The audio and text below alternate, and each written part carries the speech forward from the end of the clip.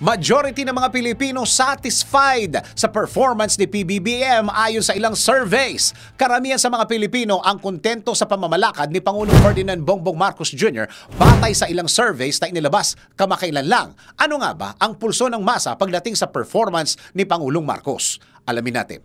Sa Boses ng Bayan Survey na isinagawa ng RP Mission and Development Foundation Inc., nakakuha si Pangulong Marcos ng overall 80% performance score para sa taong 2023. Sa naturang survey, lumabas na 84.7% ng respondents mula sa Luzon ang kontento sa pamamahala ng Pangulo. 79.02% sa Visayas, 75.98% sa Mindanao at 71.72% sa National Capital Region o NCR. Ayon naman sa pinakahuling tugon ng masa survey ng Okta Research, tumaas ang satisfaction rating ng administrasyon ni Pangulong Marcos.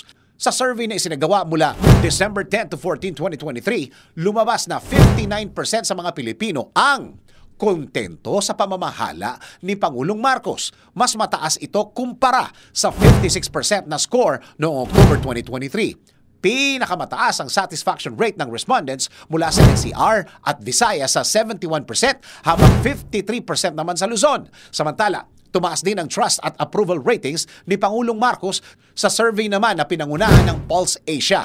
Mula 65% noong September 2023, tumaas ang approval rating ng Pangulo ng 68% para sa buwan ng Disyembre. Sa kaparehong survey, naipakita rin 73% ng mga Pilipino ang nagtitiwala sa kanya.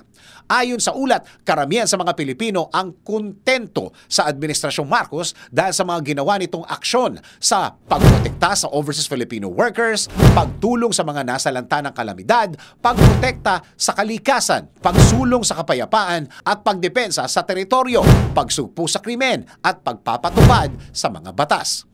Ikinatuwa naman ni Pangulong Marcos ang nakuha nitong rating. Anya, sumasalamin ito sa solid confidence ng publiko sa pamumuno niya sa buong bansa. Ikaw, kabilang ka rin ba sa mga satisfied sa pamumuno ni Pangulong Marcos sa bansa?